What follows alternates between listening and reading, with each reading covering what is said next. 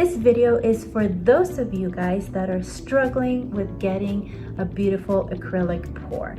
If you're just frustrated because you can't get acrylic pouring, then this video is for you. So let's get started.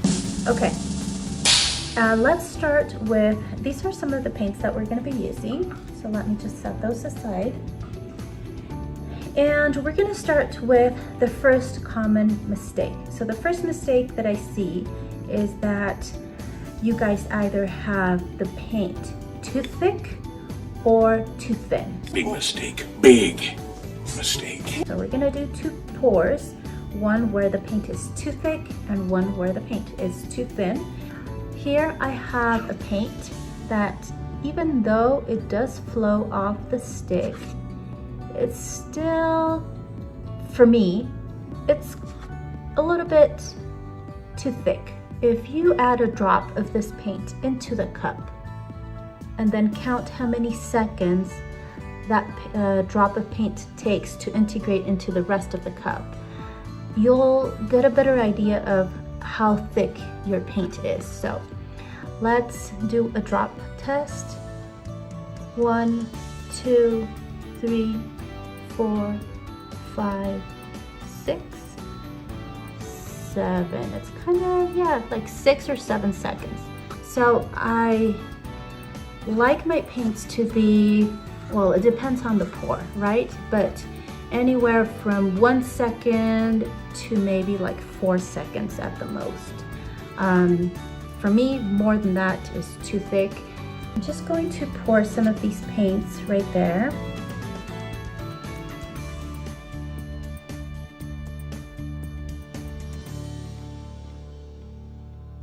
As you can see, the paint is taking quite a bit of time to flow, like to move. I mean, they are moving, but it takes a while. So it's not like you have to be there like tilting and waiting. And so the problem with this is, first of all, the paint is not going to flow. Okay, you're going to have a really hard time covering your canvas, and the paints are not going to really mix, so you're not going to get a very nice looking design. Like, you know, this black and red and gold, they're just kind of staying put there. Some of the black got even hidden underneath the gold and the red, so you can't really see that. And then there's no cells. You're not getting cells because they're just too thick, and so they're not mixing with each other. To get cells, you need your paints to mix with each other and basically be able to interact, and some of those paints can sink and some will float, and that will create the cells. But if they are not mixing because they're too thick, well, you're just not going to get the results that you want. It's just taking a very, very long time. We're still waiting? Yeah. So the issues with having paint that is too thick is that you're going to have a hard time moving that paint around on the surface of your canvas. You're going to end up with a thick layer of paint that might end up cracking when it dries. Another issue is that basically your paints will not really mix with each other, so then your composition, your painting might not look that great. Also, you won't be able to create so many cells because the paints are just too thick and they're not mixing with each other. Okay, so I have 3 mixtures of paint here that are way too thin, and let me see if you can see the difference.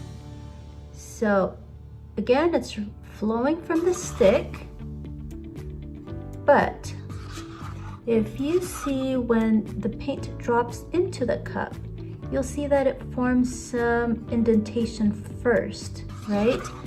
So you'll see that makes a little dimple in the surface of the paint. You can see that there. It just doesn't even create a mound, it just kind of sinks into the paint.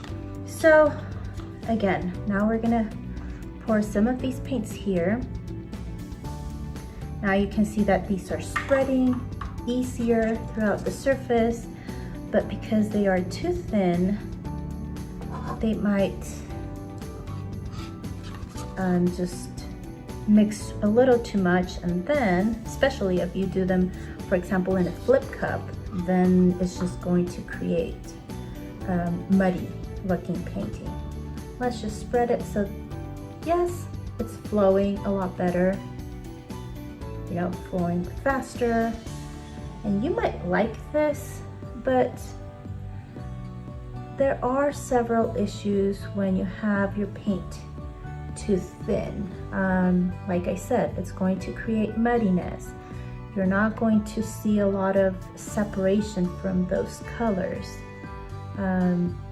Especially like if you are using colors that don't go very well with each other, you will start getting muddy colors there.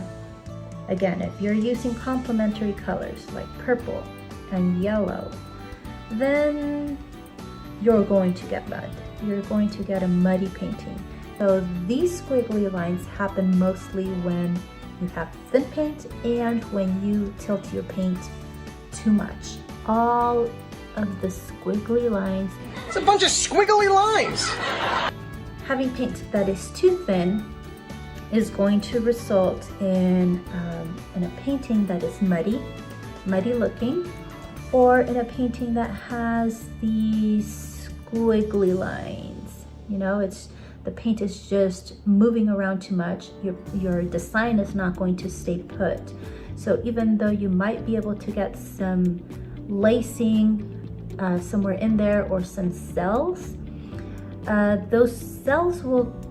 that lacing will move around. The cells might break up. Instead of staying around, they might be, you know, misshaped. Also, if you have a nice pattern, a nice looking design, and your paint is too thin, you might come back 2 hours later and find out that everything shifted or moved, and now you have a completely different painting than you started with. But most importantly, and it's gonna be muddy. especially when you use complementary colors.